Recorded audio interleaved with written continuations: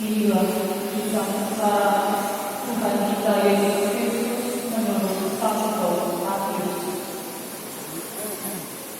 Pada waktu itu, Yesus dihadapkan kepada gubernur yang bertanya, "Benarkah engkau raja Yahudi?" Jawab Yesus, "Benar." Tetapi atas tuduhannya diajukan oleh imam-imam kepala dan para pemuka, Yesus tidak memberi jawaban apa-apa. Maka Pilatus berkata, "Apakah engkau tidak mendengar semua tuduhan yang mereka lemparkan kepadamu?" Tetapi Yesus tidak menjawab sepatah kata pun, sehingga gubernur sangat heran. Adapun menurut kebiasaan pada hari pesta, gubernur membebaskan salah seorang tahanan sesuai dengan pilihan rakyat. Pada waktu itu di dalam penjara ada seorang tahanan yang bernama Barabas. Ketika rakyat berkumpul, Pilatus bertanya, "Siapakah yang harus bebas? Barabas atau Yesus yang disebut Al-Masih?"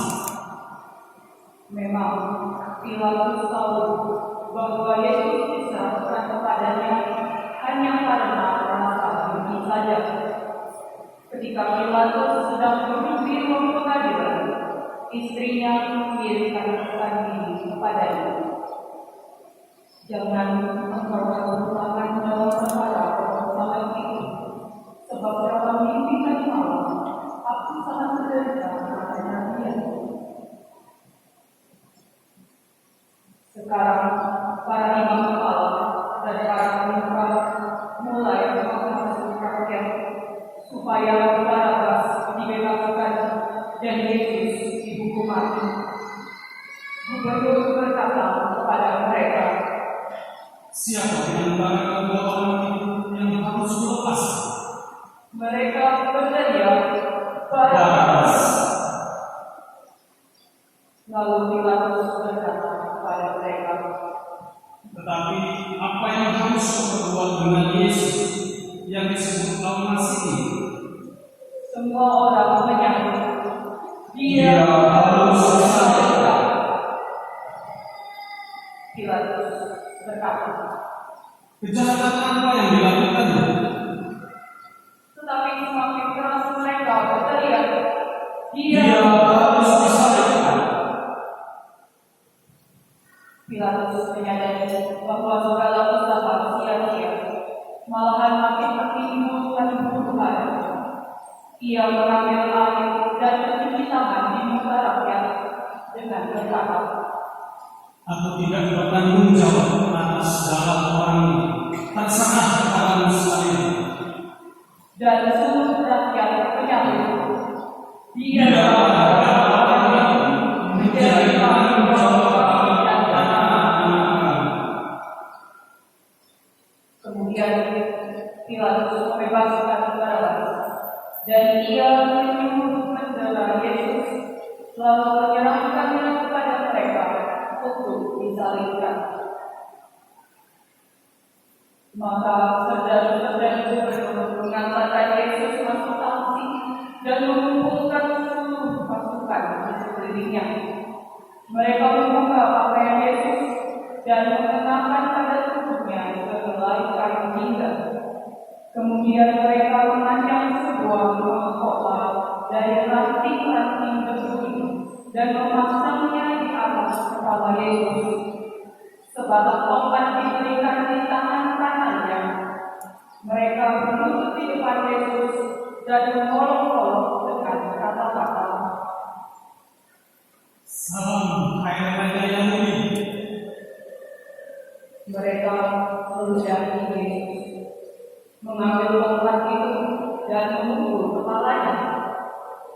Sesudah mengolok-olok Yesus, mereka mengambil kain itu dan menyuruh Yesus mengenakan pakaiannya sendiri. Lalu Yesus dikirim keluar untuk disalibkan. Sementara berjalan keluar kota, Mereka berjumpa dengan seorang bernama Simon asal Kirene. Dia dipaksa memanggul salib Yesus, dan ketika sudah sampai di tempat yang bernama Golgota, artinya tempat senggolan, Yesus diberi minum anggur yang bercampur api. Setelah menentang, Yesus tidak mau minum. Kemudian Yesus disalibkan. Sesudah itu para saudara membagi-bagikan pakaian Yesus dengan dua kuning. Lalu mereka duduk mengawasi Yesus. Di atas kepalanya dipasang pengaduan, "Inilah Yesus Raja Yahudi."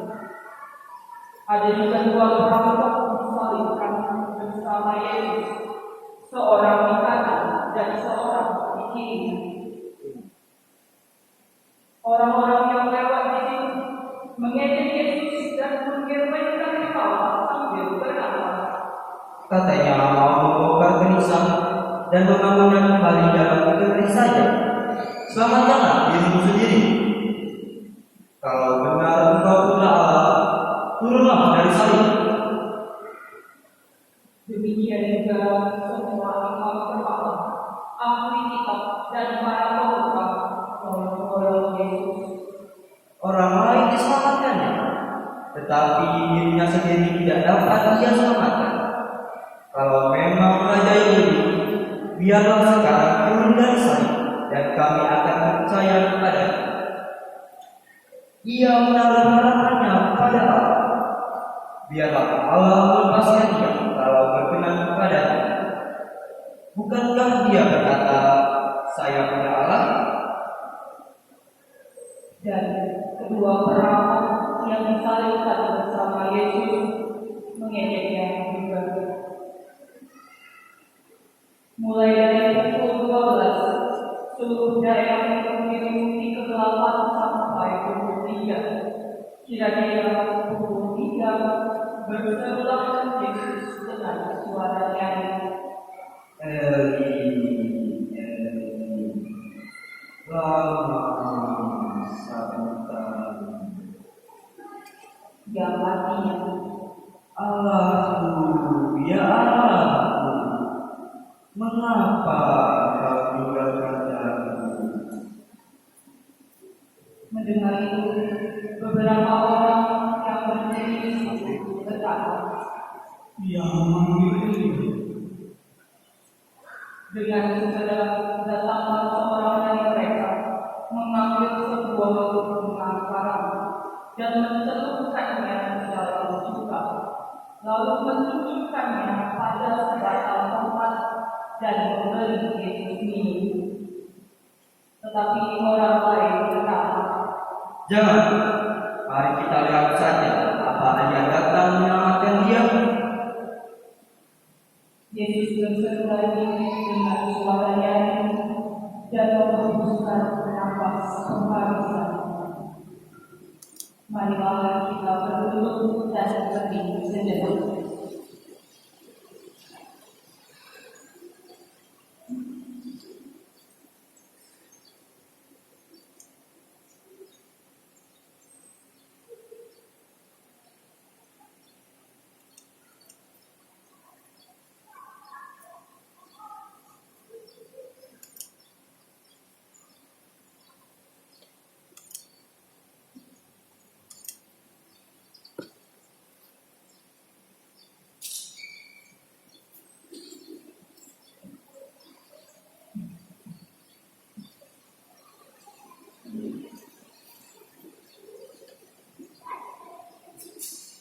Ketika itu tirai yang sangat tersobek menjadi dua dari atas sampai ke bawah, dan terjadilah gempa bumi.